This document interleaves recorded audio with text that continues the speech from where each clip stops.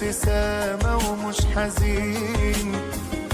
أنا عشت أصعب من اللي عشته معاك في عادي.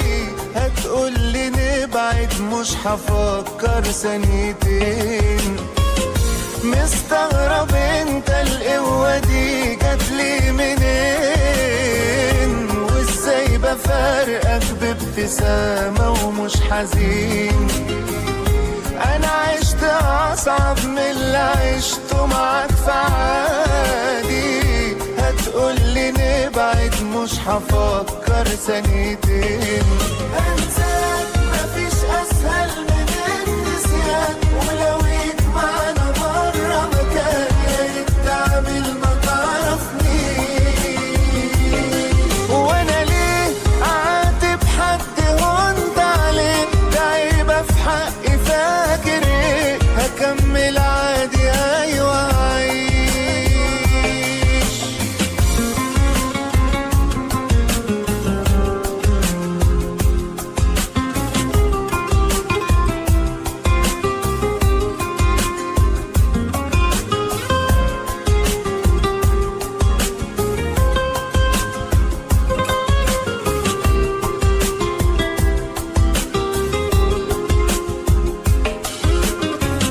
مستغرب انت ازاي فاجئتك في الوداع. هيضيع ايه تاني في عمري اكتر من اللي ضاع؟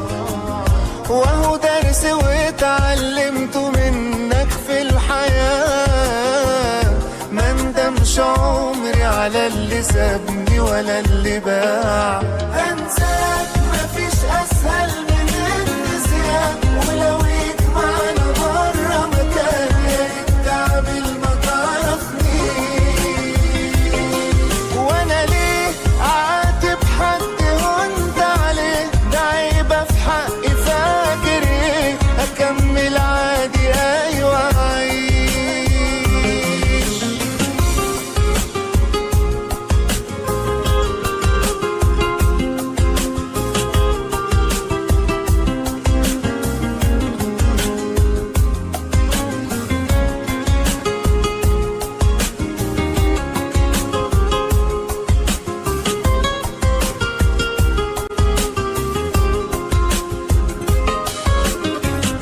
مستغرب انت ازاي فاجئتك في الوداع. هيضيع ايه تاني في عمري اكتر من اللي ضاع؟ وهو درس واتعلمته منك في الحياة. ما ندمش عمري على اللي سابني ولا اللي باع. انساك مفيش اسهل من النسيان، ولو يجمعنا بره مكان يا ريت تعمل ما تعرفنيش. وانا ليه اعاتب حد هونت عليه؟ ده عيبة في حقي، فاكر ايه؟ هكمل عادي ايوه هعيش.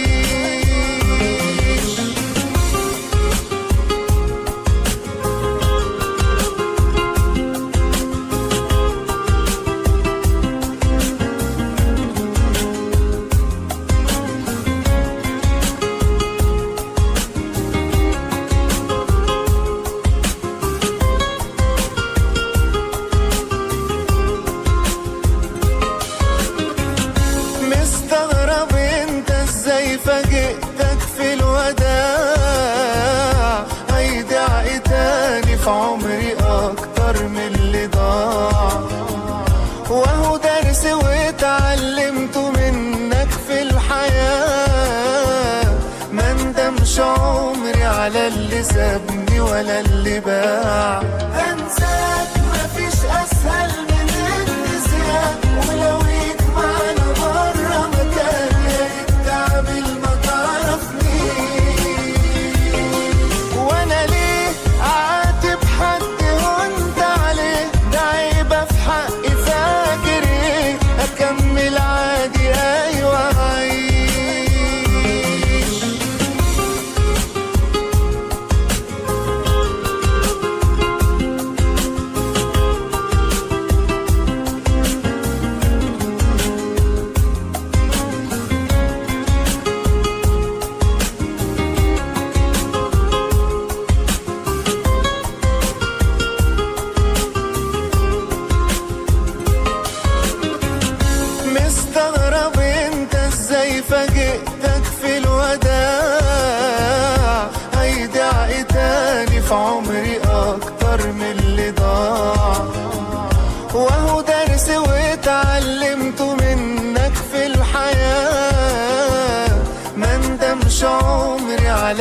سابني ولا اللي باع.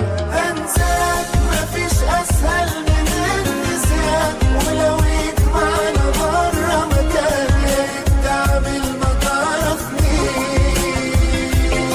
وانا ليه اعاتب حد وانت عليه؟ ده عيبه في حقي، فاكر ايه؟ اكمل عادي ايوه عيش.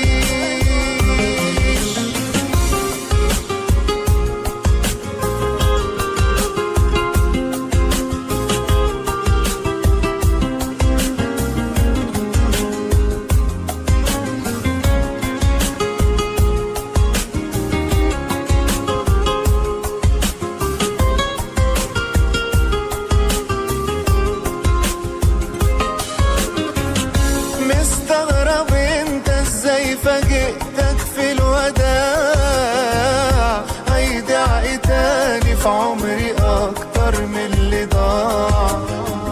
وهو درس واتعلمته منك في الحياة، ما ندمش عمري على اللي سابني ولا اللي باع. انساك مفيش اسهل من النسيان، ولو يجمعنا بره مكان يا ريت تعمل ما تعرفنيش. وانا ليه اعاتب حد وانت عليه؟ ده عيبه في حقي، فاكر ايه؟ اكمل عادي ايوه عيش.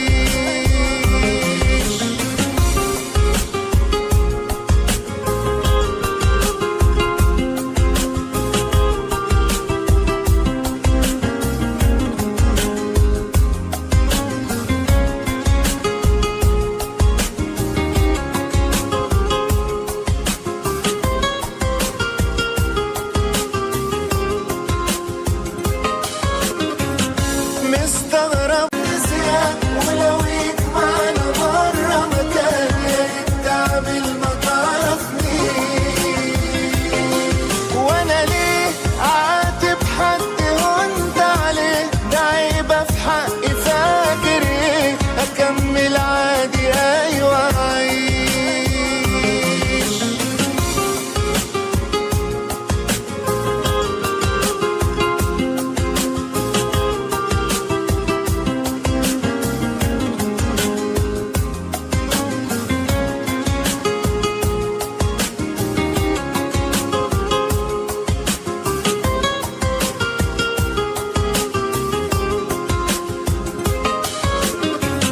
مستغرب انت ازاي فاجئتك في الوداع، هيضيع ايه تاني في عمري اكتر من اللي ضاع؟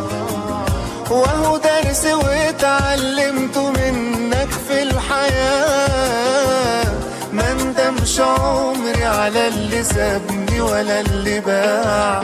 انساك مفيش اسهل من النسيان، ولو يجمعنا بره مكان يا ريت تعمل ما تعرفنيش. وانا ليه اعاتب حد وانت عليه؟ ده عيبه في حقي، فاكر ايه؟ اكمل عادي ايوه عيش.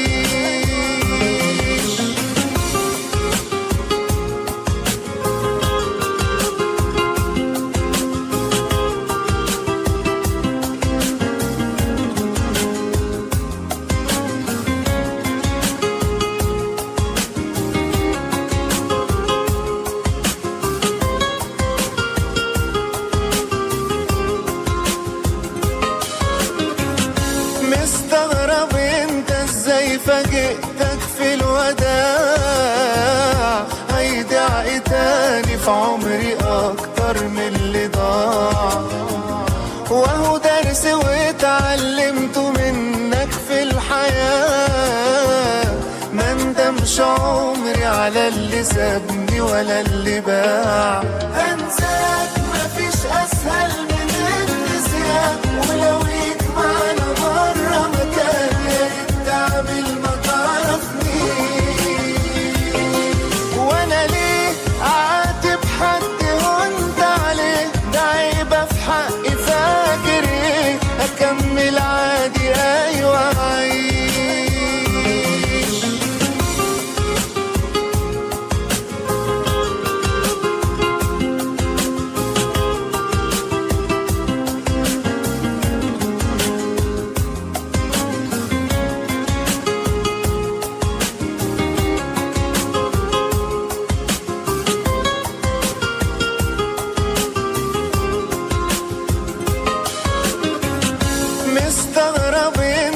ازاي فاجئتك في الوداع، هيدعي تاني في عمري اكتر من اللي ضاع. وهو درس واتعلمته منك في الحياة، ما ندمش عمري على اللي سابني ولا اللي باع. هنساك مفيش اسهل من النسيان، ولو يجمعنا برا مكان يا ريت تعمل ما تعرفنيش. وانا ليه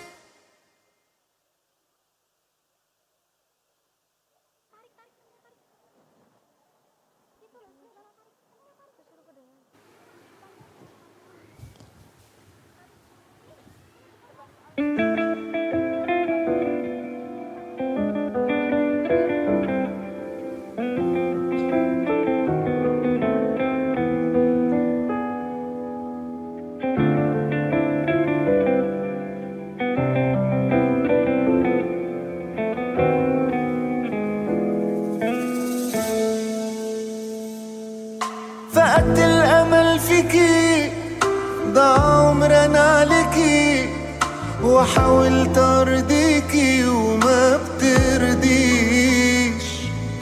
فقدت الامل فيكي، ضيعت بايديكي كل اللي كان بينا وما بتحسيش. فقدت الامل فيكي، ضاع عمرنا عليكي، وحاولت ارضيكي وما بترضيش. فقدت الامل فيكي، ضيعت بايديكي كل اللي كان بينا وما بتحسيش. معلش ده اخرك معايا، خسارة فيكي دقيقة تانية بياعة، وملكش عزيز وبتمشي وتبيعي في ثانية. خسرانة وهتعيش. استعدادا.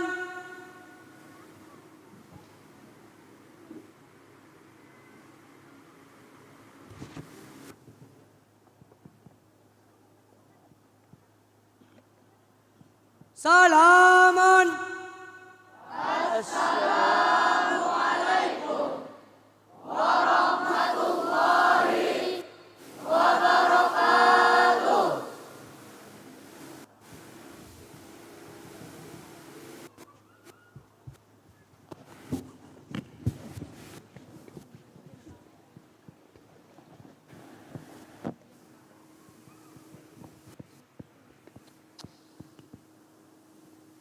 هيا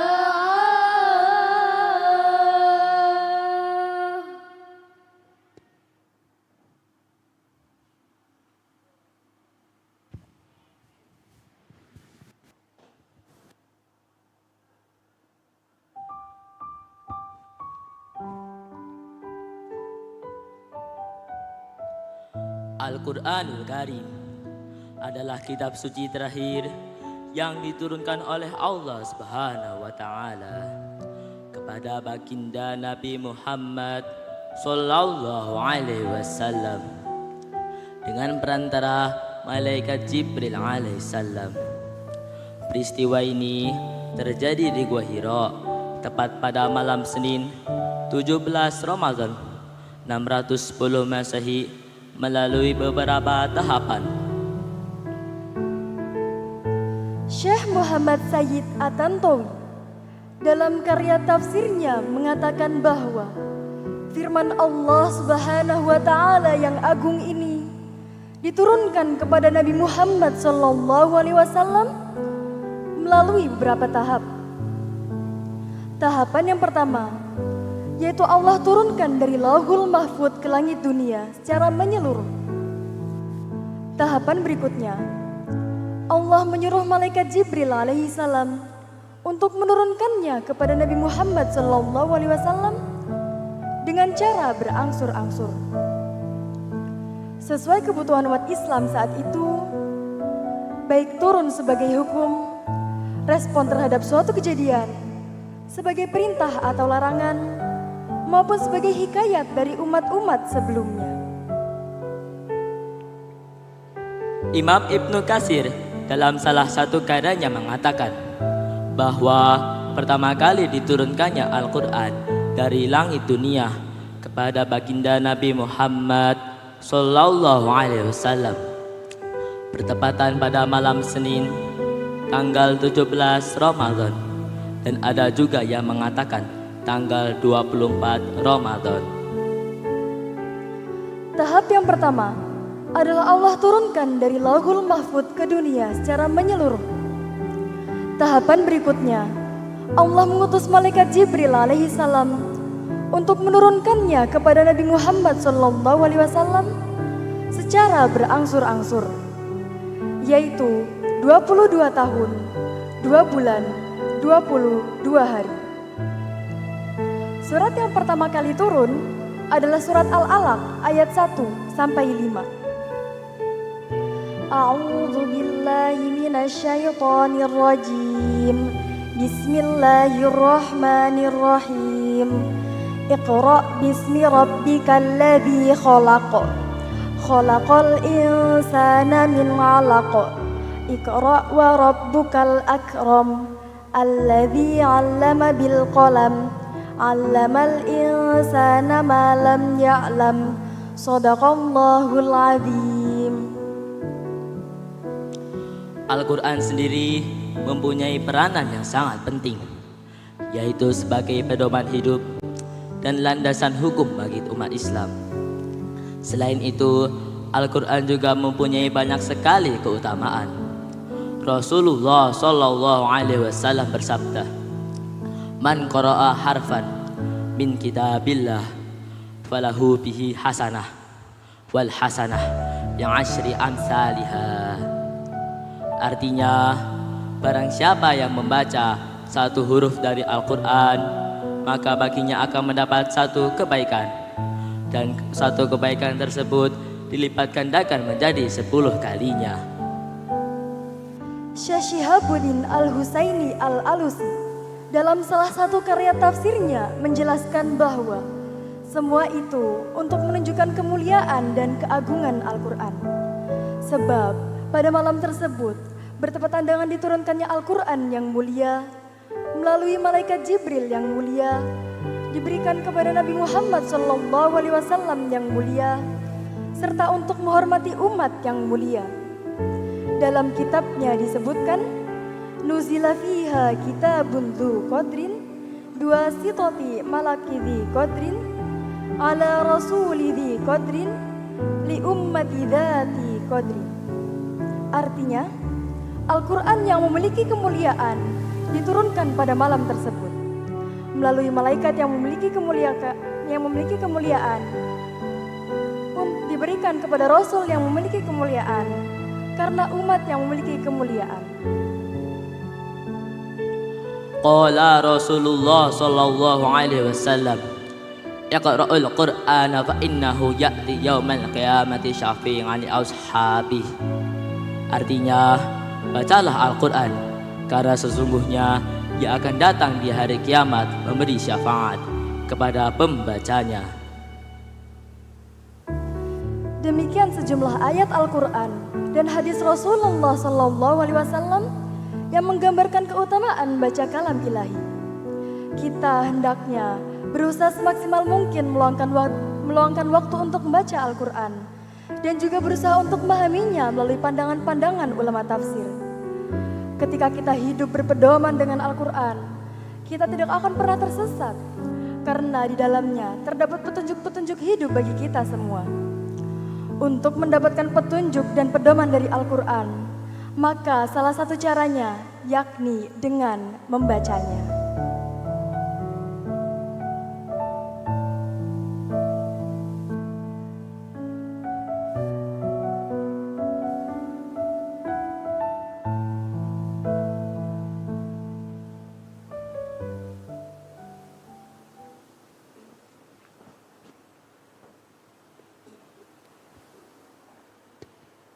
ونحن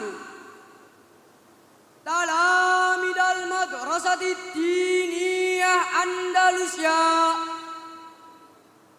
من الصف الأول الثانوي والاستعداد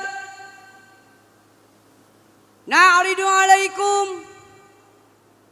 قراءة بعض السور من القرآن الكريم من سورة الضحى إلى سورة الناس. فنبتدئ بعدد واحد اثنان ثلاثة. أعوذ بالله من الشيطان الرجيم. بسم الله الرحمن الرحيم. الحمد لله رب العالمين الرحمن الرحيم مالك يوم الدين إياك نعبد وإياك نستعين اهدنا الصراط المستقيم صراط الذين أنعمت عليهم غير المغضوب عليهم ولا الضالين.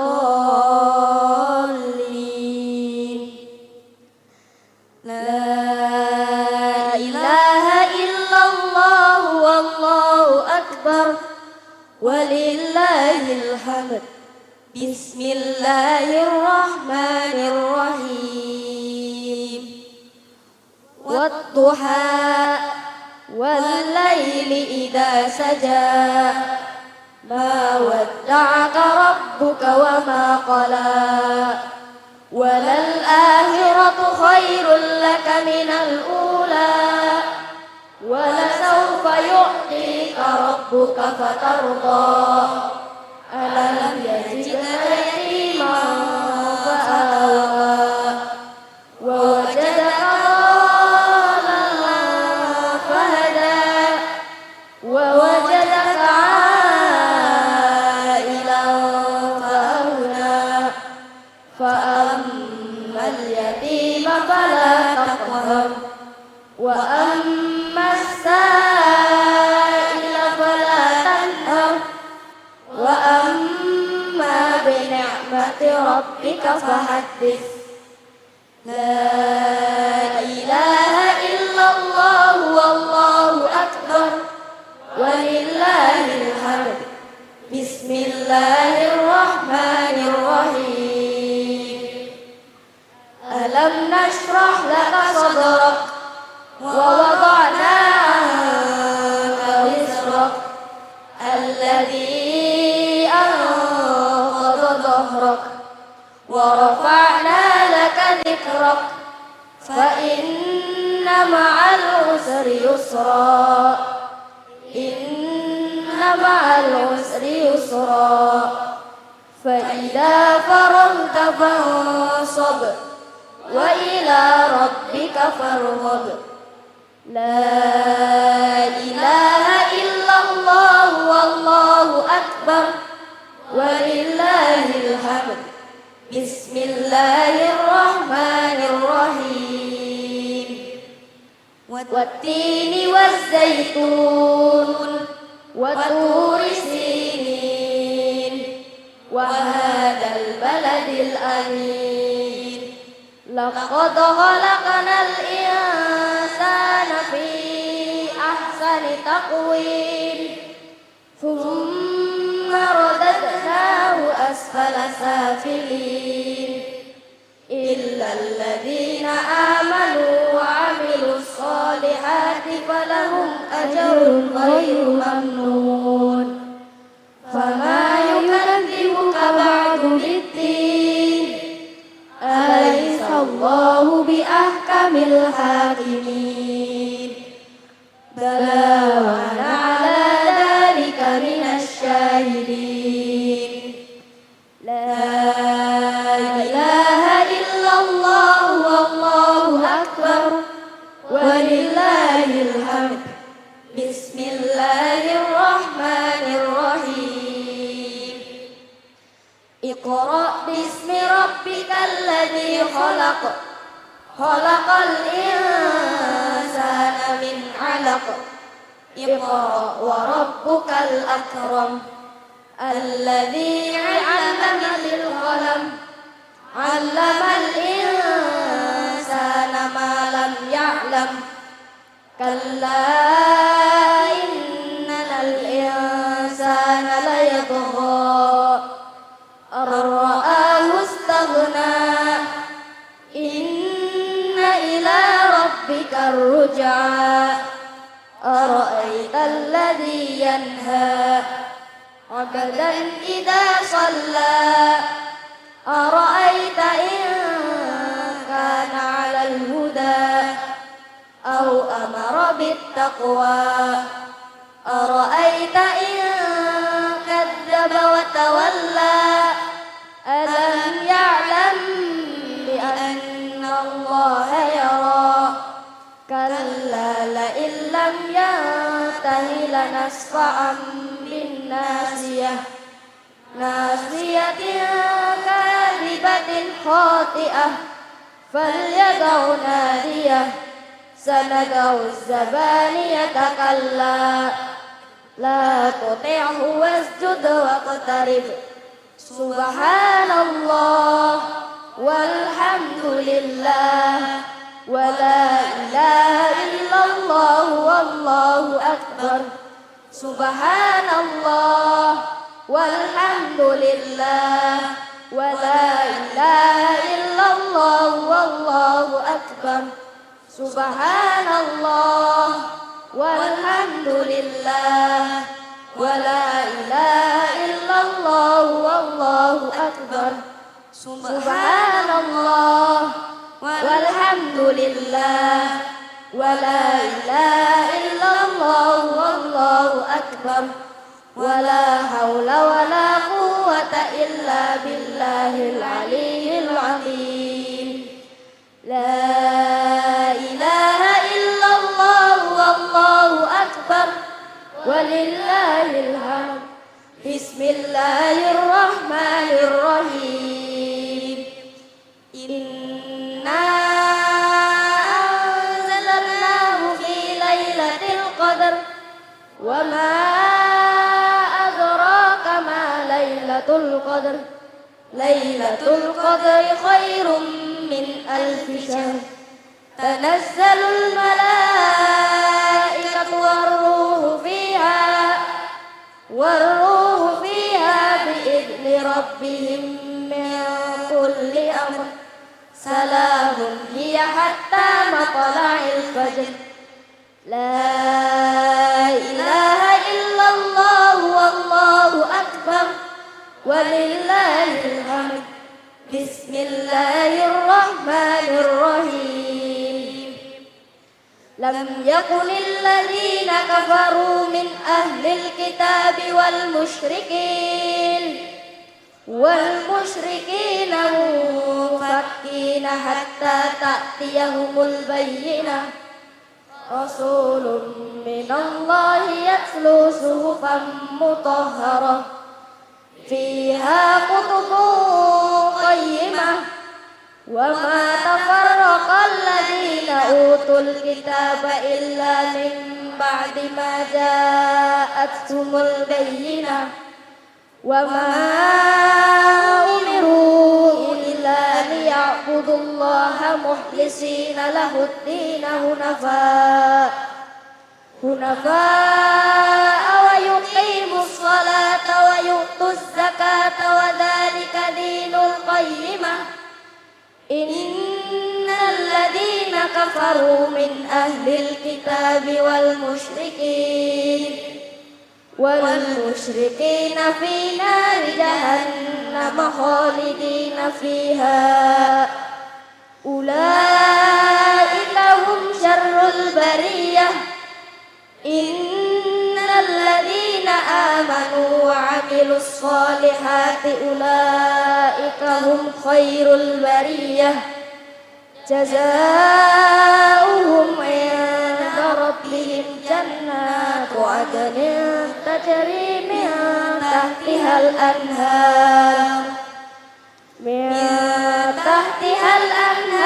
خالدين فيها أبدا رضي الله عنهم ورضوا عنه ذلك لمن خشي ربه لا إله إلا الله والله أكبر ولله الحمد بسم الله الرحمن الرحيم إذا زلزلت الأرض زلزالها وأخرجت الأرض أثقالها وقال الإنسان ما لها يومئذ تحدث أخبارها بأن ربك أوحى لها يومئذ يكثر الناس أشتاتا ليروا أعمالهم فمن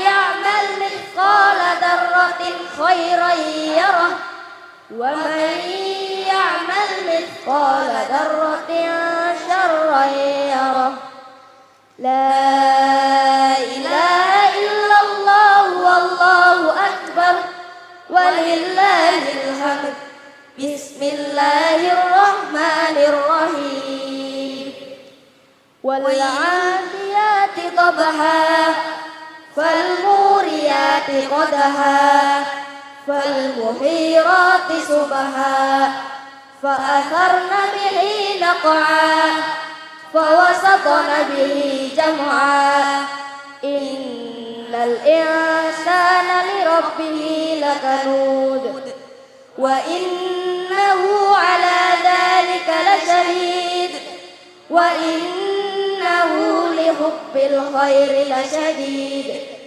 أفلا يعلم إذا بعثر ما في القبور وحصل ما في الصدور إن ربهم بهم يومئذ لخبير لا إله إلا الله والله أكبر ولله الحمد بسم الله الرحمن الرحيم القارعة ما القارعة وما أدراك ما القارعة يوم يكون الناس كالفراش المبثوث وتكون الجبال كالعهن المنفوش فأما من ثقلت موازينه فهو في عيشة راضية وأما من خفت موازينه فأمه هاوية وما narun hamiyah. La ilaha illallah wallahu akbar walillahil hamd. Bismillahirrahmanirrahim.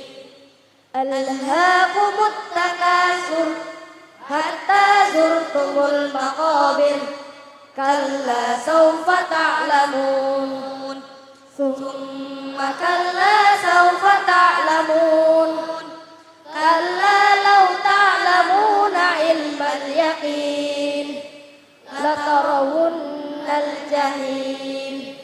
Thumma latarawunnaha 'ainal yaqin. Thumma latus'alunna yawma idin 'anil na'im. La ilaha illallah wallahu akbar walillahil hamd. Bismillahirrahmanirrahim. Wal 'ashr innal insana lafi khusr illa alladhina amanu wa 'amilus solihati wa tawasaw bil haqqi wa tawasaw bis sabr. La ilaha illallah wallahu akbar walillahil hamd. Bismillahirrahmanirrahim. Wailul likulli humazatil lumazah alladzi jama'a malahu wa 'addadah yahsabu anna malahu akhladah. Kalla la yunbadanna fil hutamah wa ma adraka mal hutamah. Narullahil muqadah allati tattali'u 'alal af'idah innaha 'alaihim mu'sadah fi 'amalin mumaddadah. La ilaha illallah wallahu akbar walillahil hamd. Bismillahirrahmanirrahim. Alam tara kaifa fa'ala rabbuka bi ashabil fil. Alam yaj'al kaidahum fi tadlil.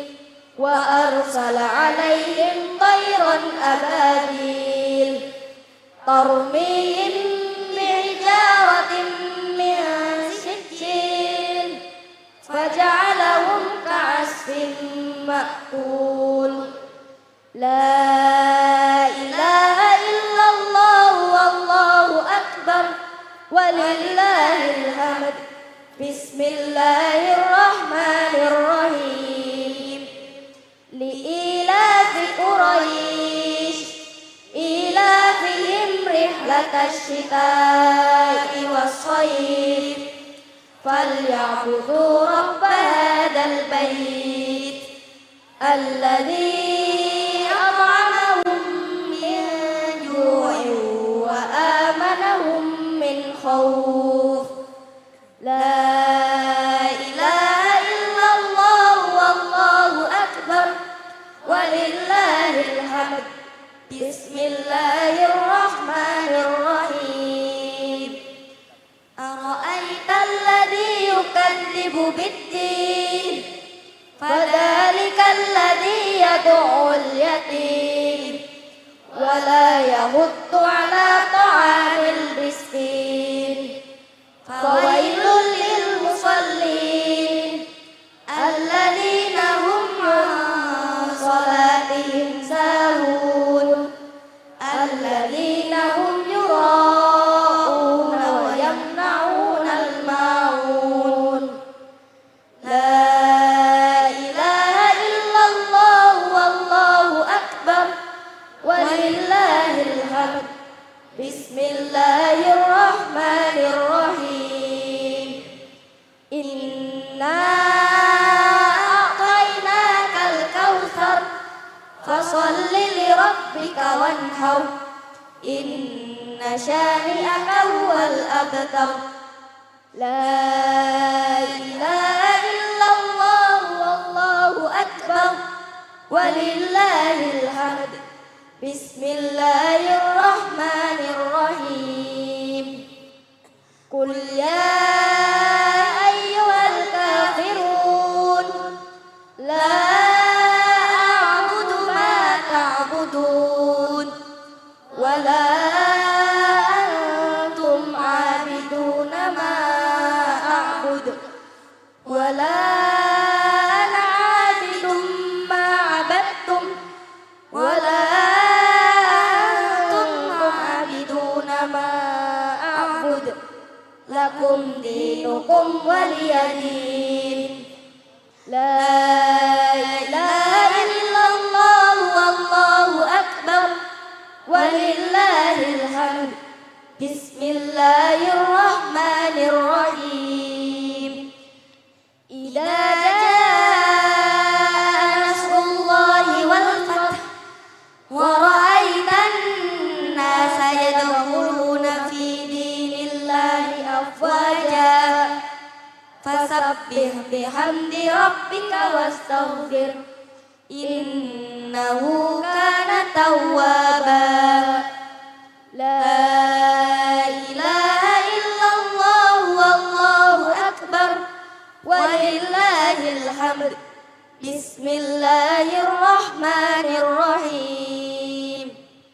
تبت يدا أبي لهب وتب ما أغنى عنه ماله وما كسب سيصلى نارا ذات لهب وامرأته حمالة الحطب في جيدها حبل من مسد.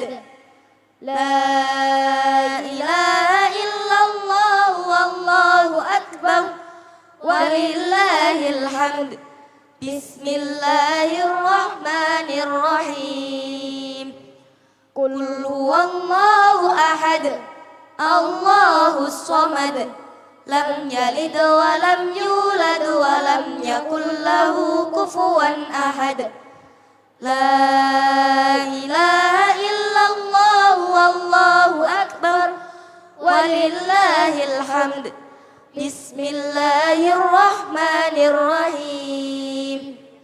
قل أعوذ برب الفلق من شر ما خلق ومن شر غاسق إذا وقب ومن شر النفاثات في العقد ومن شر حاسد إذا حسد. لا إله إلا الله والله أكبر ولله الحمد. بسم الله الرحمن الرحيم. قل أعوذ برب الناس ملك الناس إله الناس من شر الوسواس الخناس الذي يوسوس في صدور الناس من الجنة والناس. صدق الله العظيم.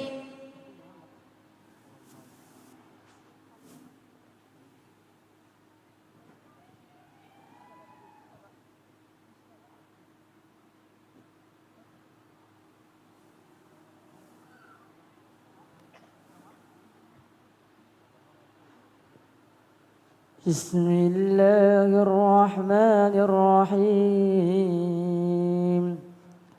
الحمد لله رب العالمين. اللهم صل على سيدنا محمد وعلى آل سيدنا محمد. اللهم ربنا يا ربنا تقبل منا إنك أنت السميع العليم وتب علينا يا مولانا إنك أنت التواب الرحيم.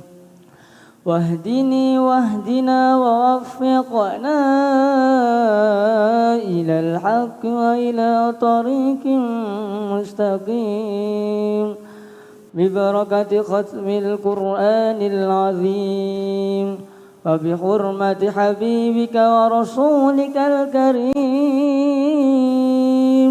واعف عنا يا كريم واعف عنا يا رحيم واغفر لنا ذنوبنا بفضلك وكرمك يا أكرم الأكرمين ويا أرحم الراحمين اللهم زينا بزينة ختم القرآن وأكرمنا بكرامة ختم القرآن وشرفنا بشرافة ختم القرآن وألبسنا بخلعة ختم القرآن وأدخلنا الجنة مع القرآن وعافنا من كل بلاء الدنيا وعذاب الآخرة بحرمة ختم القرآن وارحم جميع أمة محمد بحرمة ختم القرآن اللهم اجعل القرآن لنا في الدنيا قرينا وفي القبر مونسا وفي القيامة شفيعا وعلى الصراط نورا وإلى الجنة رفيقا ومن النار سترا وحجابا وإلى الخيرات كلها دليلا وإماما بفضلك وجودك وكرمك يا أرحم الراحمين اللهم ارزقنا بكل حرف من القرآن حلاوة وبكل كلمة كرامة وبكل آية سعادة وبكل سورة سلامة وبكل جزء جزاء وصلى الله على سيدنا محمد وآله أجمعين الطيبين الطاهرين اللهم انصر سلطاننا سلطان المسلمين وانصر وزراءه ووكلاءه وعساكره إلى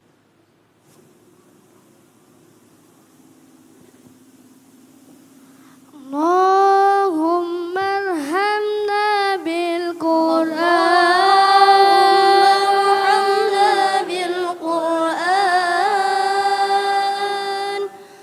واجعله لنا إماما ونورا وهدى ورحمة اللهم ذكرنا منه ما نسينا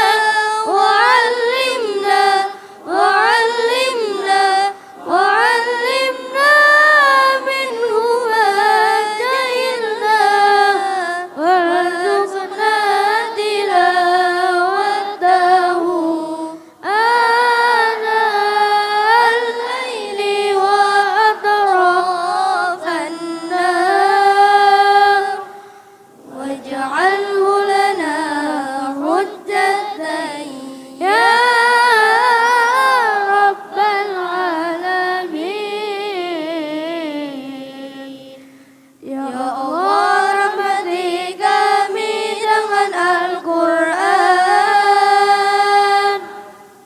jadikan ia pimpinan cahaya petunjuk dan rahmat Allah ingatkan kami apa yang terlupa ajarkanlah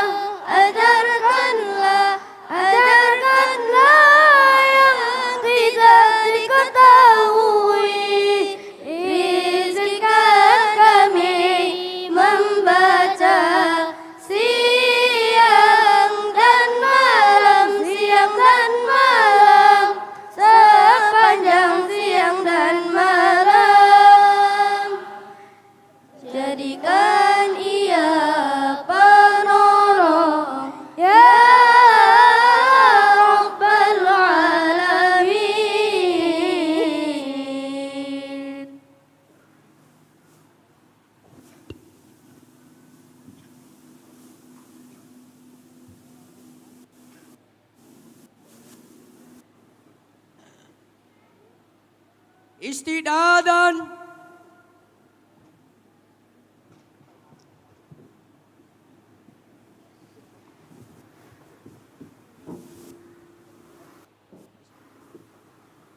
Salaman.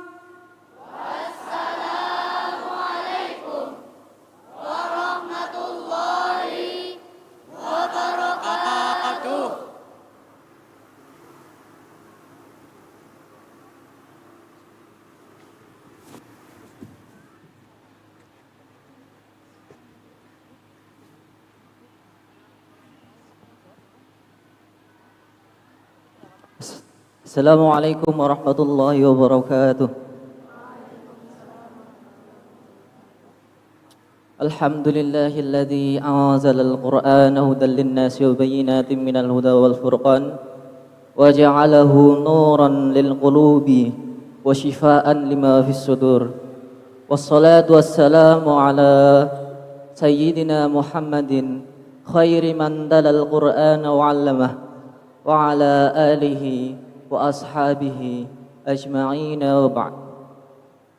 Yang kami ta'zimi dan kami muliakan pengasuh Pondok Pesantren At-Taujiah Al-Islami 2, beliau Abah Kiai Haji Zuhrul Anam Hisyam, Ibu Nyai Hajah Rodiyah Maimun Zubair, Ibu Nyai Sumanah Hisyam.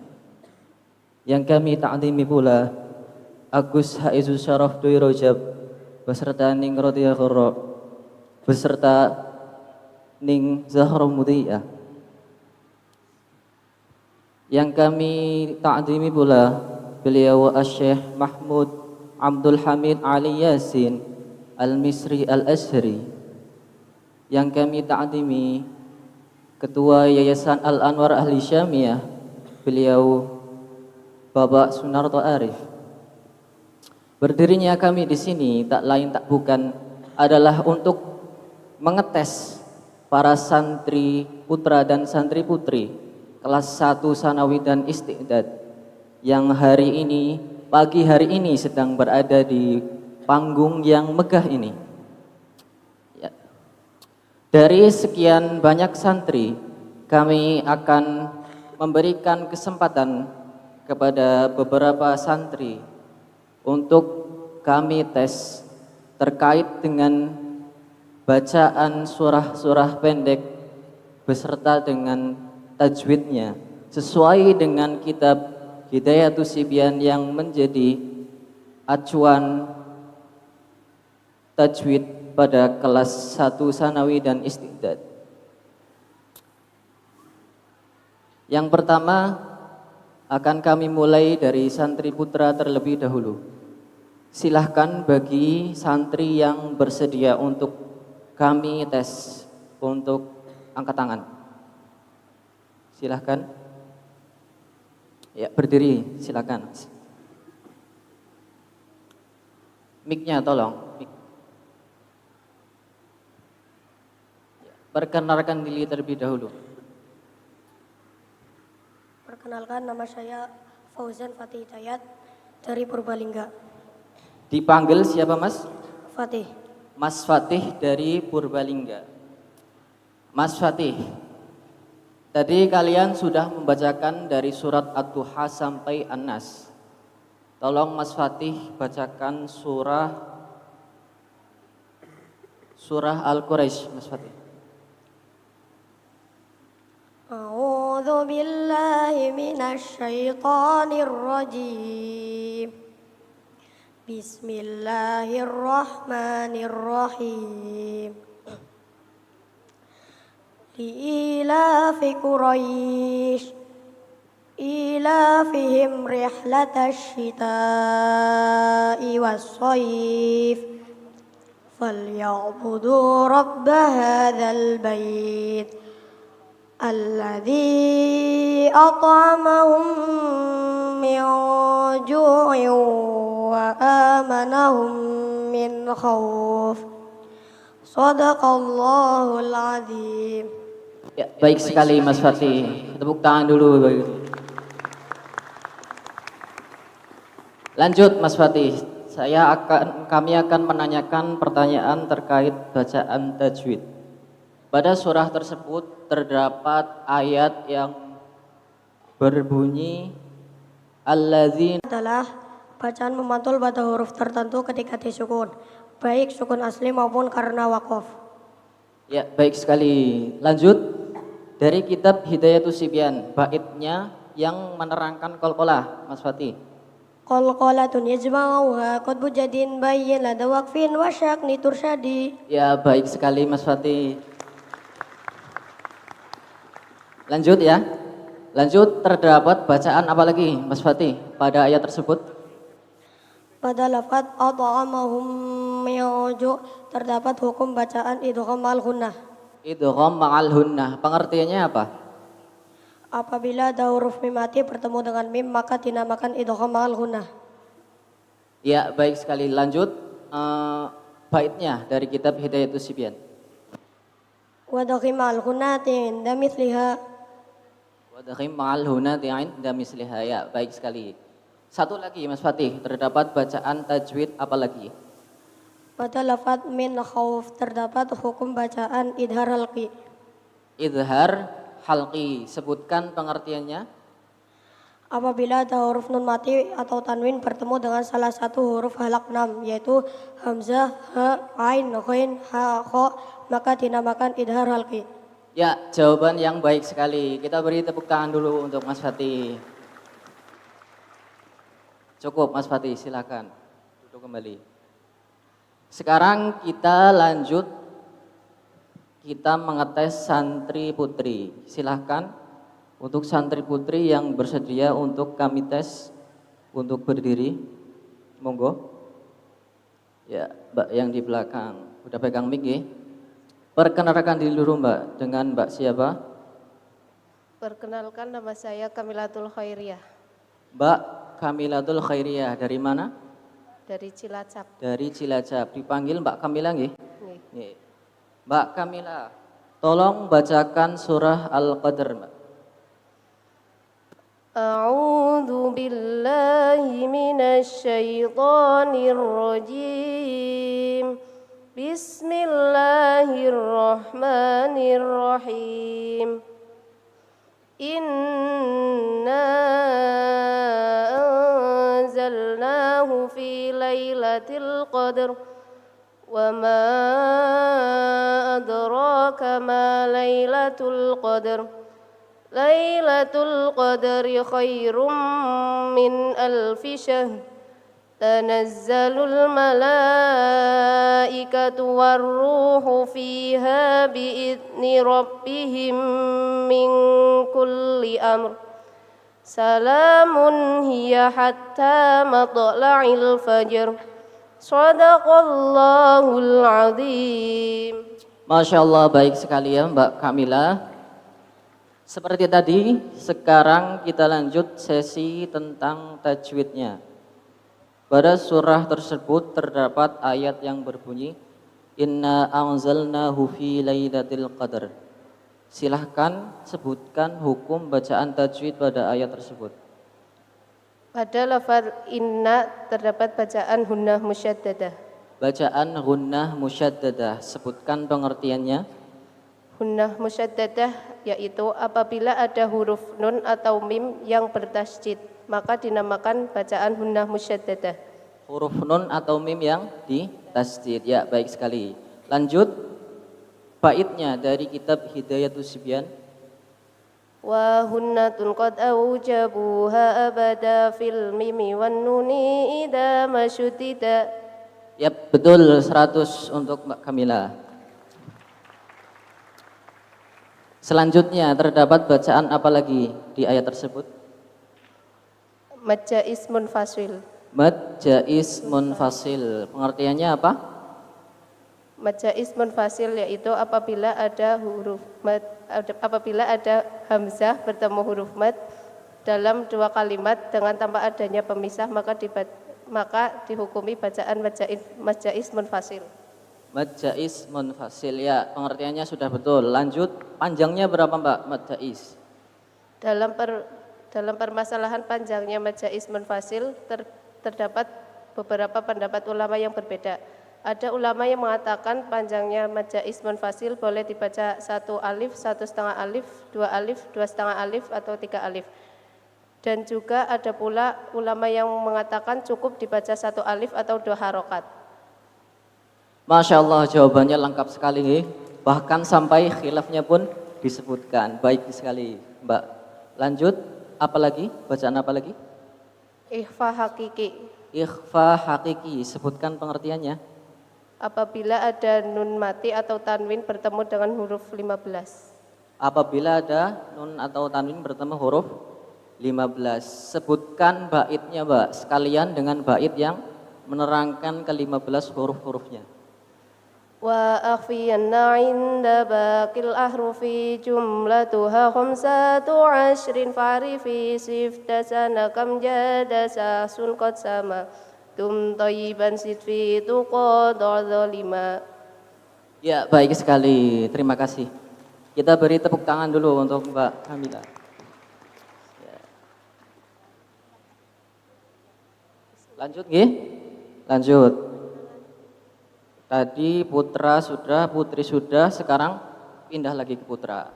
Silahkan, monggo. Tadi barisan depan sudah, mungkin sekarang baris belakang. Mas, silakan yang bersedia untuk kami tes. Untuk berdiri, ya. Mic-nya tolong, mic-nya. Mic.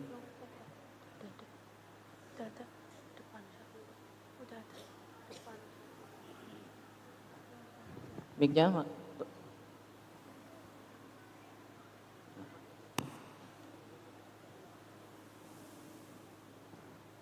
Ya, perkenalkan diri terlebih dahulu dengan Mas siapa?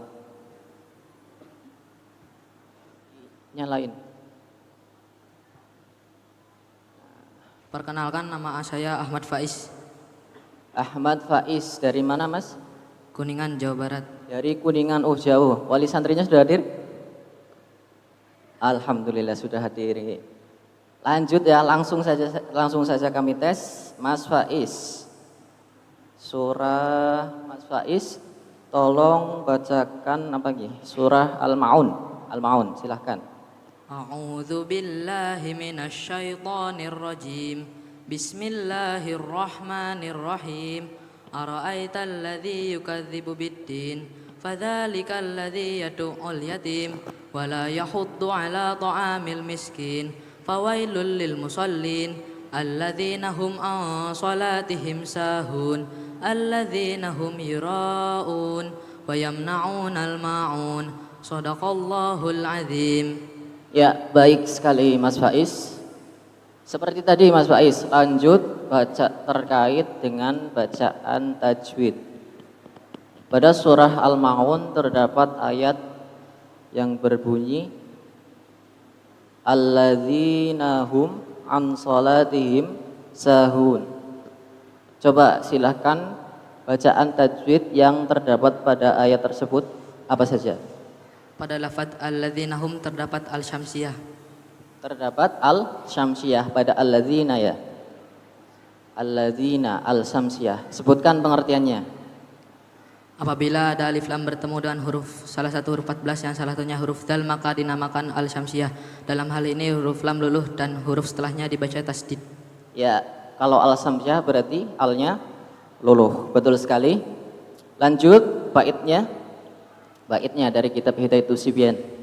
Wa fi siwa habil hurufi atghimah tibsum masil tafus izdani amda su'adhani dzur syarifan lil karam. Ya, betul sekali. Lanjut apalagi pada ayat tersebut terdapat hukum bacaan tajwid apalagi? Pada lafaz hum an salatihim terdapat izhar syafawi. Hum an salatihim idhar syafawi. Sebutkan pengertiannya. Apabila ada mim mati bertemu dengan huruf selain mim dan ba, maka dinamakan izhar syafawi. Huruf selain mim dan ba. Ya. Lanjut apa tadi? Baitnya, lanjut baitnya. Baitnya. Fathir lada baqil hurufi kulliha. Wadhhir lada baqil hurufi kulliha. Selain mim dan ba. Satu lagi. Ada bacaan apa di situ? Pada lafaz sahun terdapat mad arid lis sukun. Mad arid lis sukun. Pengertiannya? Apabila ada huruf mad bertemu dengan huruf yang diwaqaf maka dinamakan mad arid lisukun. Apabila ada huruf mad bertemu huruf sukun di waqaf. Bednya silahkan. Wa in yakun qad arada sukuni wikfan fa'aridun ka nasta'inu. Ya, bagus sekali. Terima kasih Mas, siapa tadi? Mas Faiz.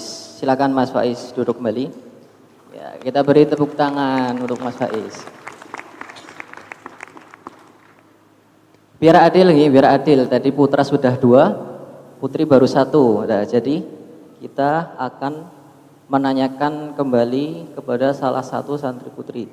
Silahkan yang bersedia, Mbak, monggo.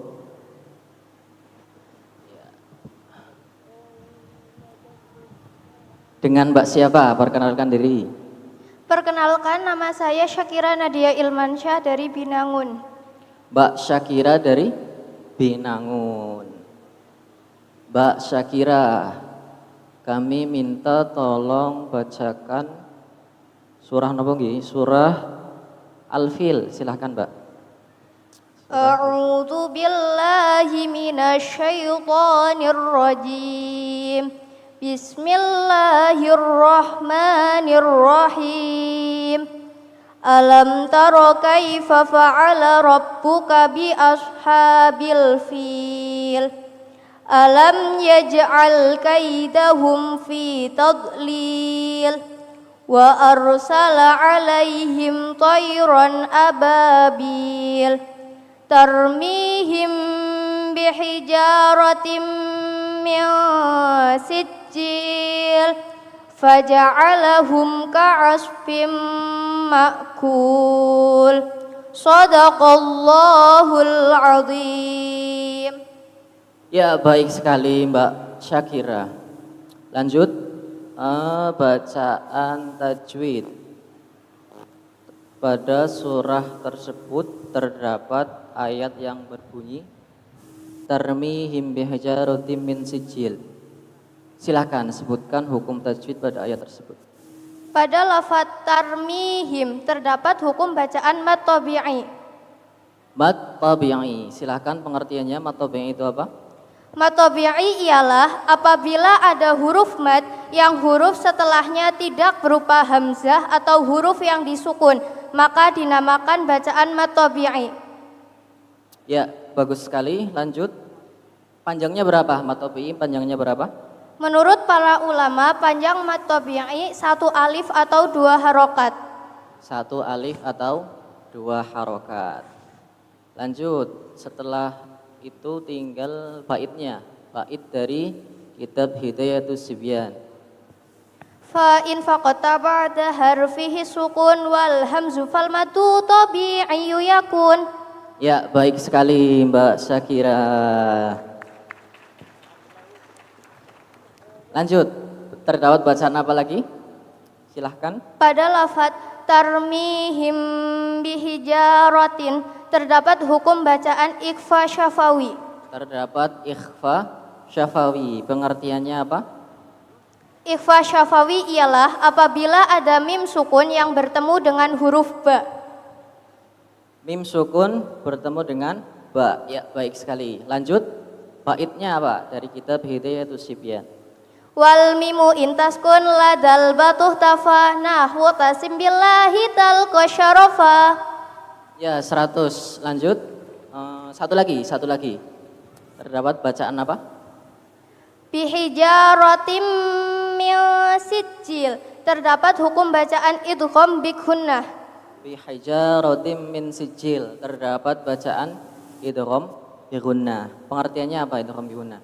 Idgham bigunnah ialah apabila ada nun sukun atau tanwin yang bertemu dengan huruf-huruf idgham bigunnah. Huruf-huruf idgham bigunnah ada 4 yang terkumpul dalam lafaz yanmu, ya, nun, mim, wawu. Ya, baik sekali. Lanjut atau cukup? Cukup. Ya, silakan Mbak duduk kembali. Kita beri tepuk tangan untuk Mbak Syakira. Ya. Kita cukupkan nggih? Ya. Alhamdulillah sudah selesai acara tampilan juz amma. Tampilan ini tidak lain tidak bukan adalah buah atau hasil dari kerja keras para santri kelas 1 dan kelas 1 sanawi dan kelas ikhtisdad selama kurang lebih masa pembelajaran selama 1 tahun ini, yang dibarengi juga dengan bimbingan dan juga tuntunan yang disampaikan oleh para ustadz dan ustazah yang membimbing para santri. Sekian apa yang dapat saya sampaikan, kurang lebihnya mohon maaf. Wabillahi taufiq wal hidayah wa ridha wal inayah. Wassalamualaikum warahmatullahi wabarakatuh.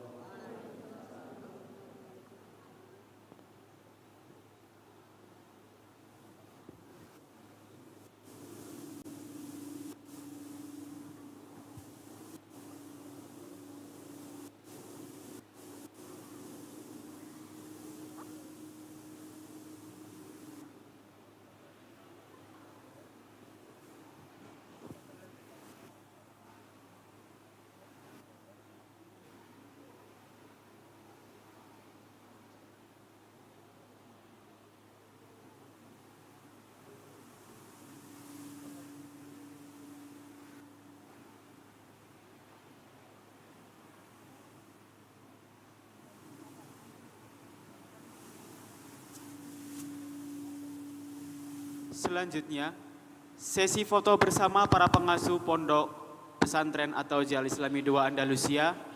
Kepada beliau Romo Kiai Haji Zuhrul Anam Hisham, Ibu Nyai Hajah Radhiyallahu Maimun Zubair, Ibu Nyai Hajah Sumana Hisham, Syekh Mahmud Abdul Hamid Ali Yasin, Ning Zahra Mudiah, kami persilahkan untuk naik ke atas panggung. Dimohon untuk para santri agar berdiri.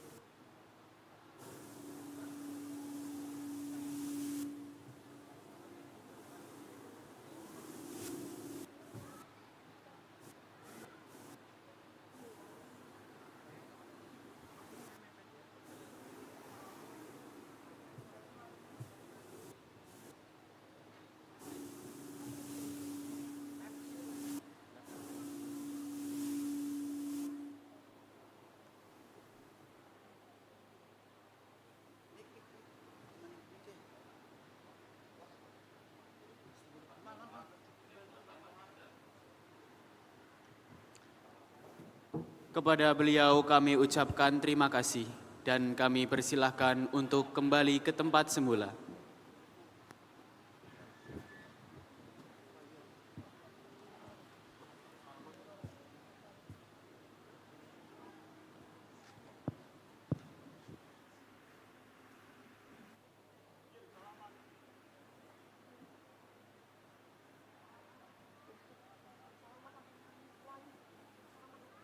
استعدادا.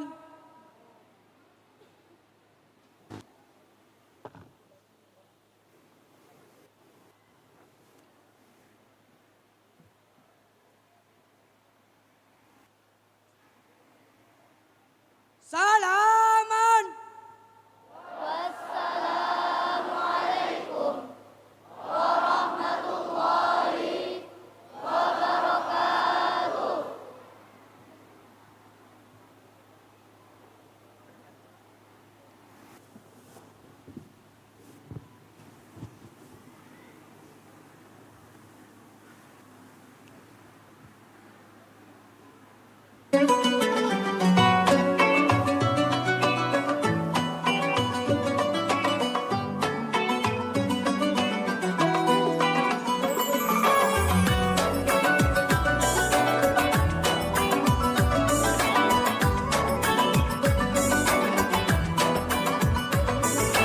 هو احنا اللي نبات فيه بنصبح فيه، معقول كده بنعذب بعضنا ليه؟ هناخد ايه من كل ده؟ هو احنا اللي نبات فيه بنصبح فيه، معقول كده بنعذب بعضنا ليه؟ هناخد ايه من كل ده؟ انت تملي بتيجي عليا وانا باجي عليك، انت تملي بتجرح فيا وانا بجرح فيك. قرب هات عينك في عينيا، ايه اللي جرى؟ لو شايف انك مش ليا قول انا مش ليك. انت تملي بتيجي عليا وانا هاجي عليك، تملي بتجرح فيا وانا بجرح فيك. قرب هات عينك في عينيا، ايه اللي جرى؟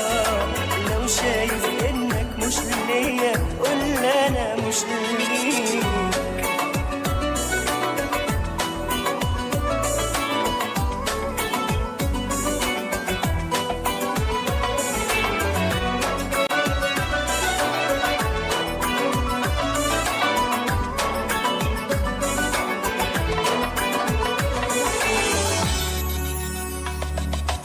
عالحال ده الأيام هتعدي، تبقى لوحدك وابقى لوحدي. لا هناخد مع بعض وندي، ولا هيكون في بينا كلام. يوم ورا يوم هنسيب بعضينا، ولا في حد هيبكي علينا، ولا حد هياخد بايدينا لما نضيع احلى غرام. واحنا اللي نبات فيه بنصبح فيه، معقول كده بنعذب بعضنا ليه؟ هناخد ايه من كل ده؟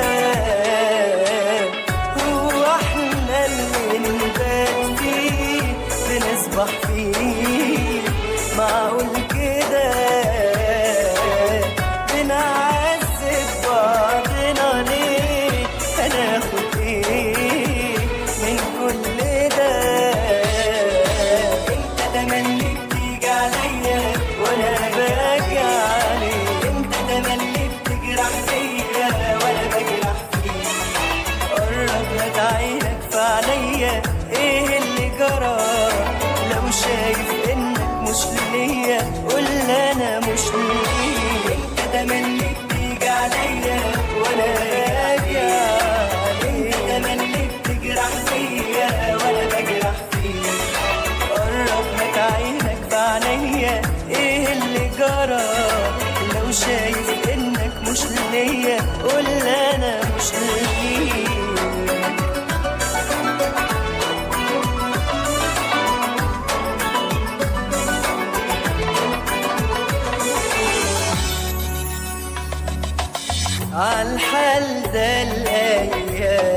هتعدي تبقى لوحدك وابقى لوحدي، لا هناخد مع بعض وندي ولا هيكون في بينا كلام، يوم ورا يوم هنسيب بعضينا ولا في حد هيبكي علينا ولا حد هياخد بايدينا لما نضيع احلى غرام، واحنا اللي نبات فيه بنصبح فيه. معقول كده بنعذب بعضنا ليه؟ بناخد ايه من كل ده؟ هو احنا اللي نبات فيه بنصبح فيه. معقول كده بنعذب بعضنا ليه؟ هناخد ايه من كل ده؟ انت تملي بتيجي عليا وانا باجي عليك، انت تملي بتجرح فيا وانا بجرح فيك. قرب هات عينك في عينيا، ايه اللي جرى؟ لو شايف انك مش ليا قول انا مش ليك. انت تملي بتيجي عليا وانا باجي عليك، انت تملي بتجرح فيا وانا بجرح فيك. قرب هات عينك في عينيا، ايه اللي جرى؟ لو شايف انك مش ليا قول انا مش ليك.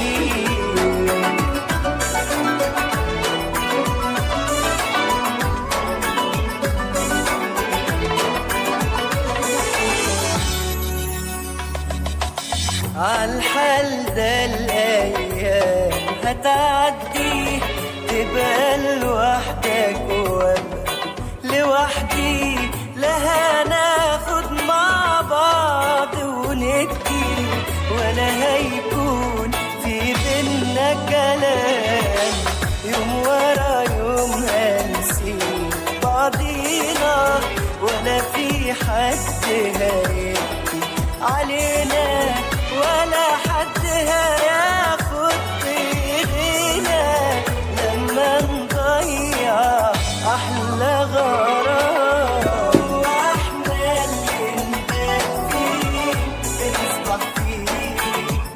معقول كده بنعذب بعضنا ليه؟ بناخد ايه من كل ده؟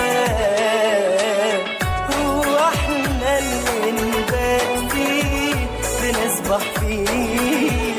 معقول كده بنعذب بعضنا ليه؟ هناخد ايه من كل ده؟ انت تملي بتيجي عليا وانا باجي عليك، انت تملي بتجرح فيا وانا بجرح فيك.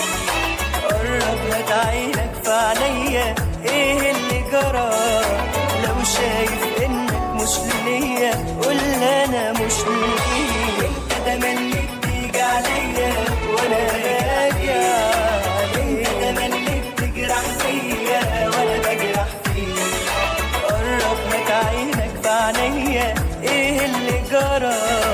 لو شايف انك مش ليا قول انا مش ليك.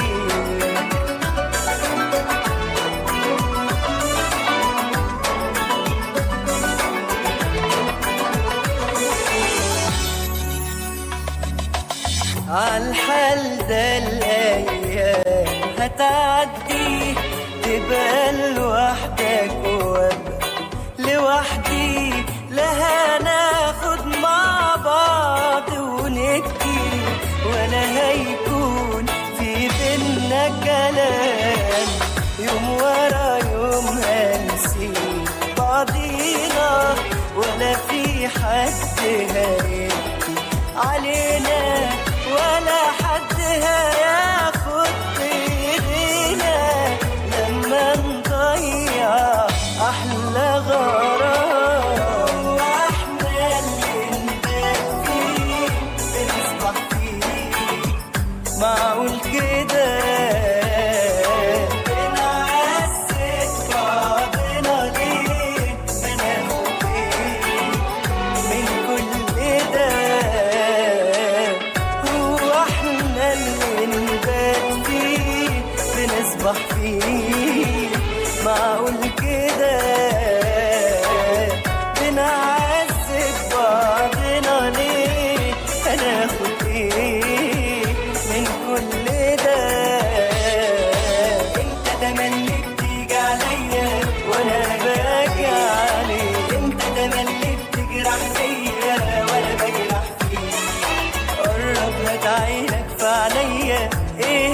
جرى لو شايف انك مش ليا قول انا مش ليك. انت تملي بتيجي عليا وانا باجي عليك. انت تملي بتجرح فيا وانا بجرح فيك.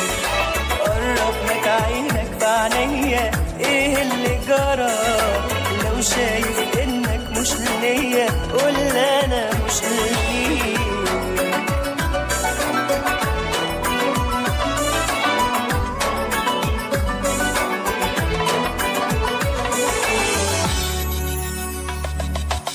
عالحال ده الايام هتعدي تبقى لوحدك وابقى لوحدي. لا هناخد مع بعض وندي ولا هيكون في بينا كلام. يوم ورا يوم هنسيب بعضينا ولا في حد هيبكي علينا ولا حد هياخد بايدينا لما نضيع احلى غرام. واحنا اللي نبات فيه بنصبح فيه معقول كده بنعذب بعضنا ليه؟ بناخد ايه من كل ده؟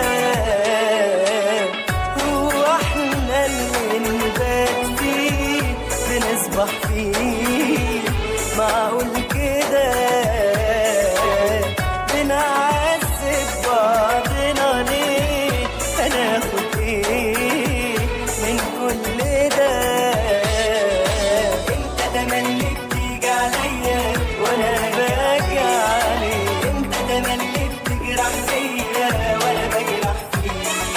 قرب لك عينك في عينيا ايه اللي جرى لو شايف انك مش ليا قول انا مش ليك. انت تملي بتيجي عليا وانا باجي عليك. انت تملي بتجرح فيا وانا بجرح فيك.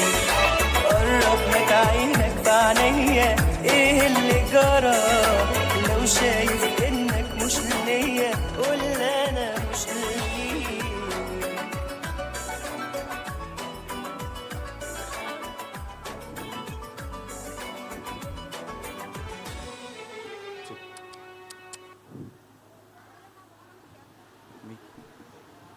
Mau dibawa?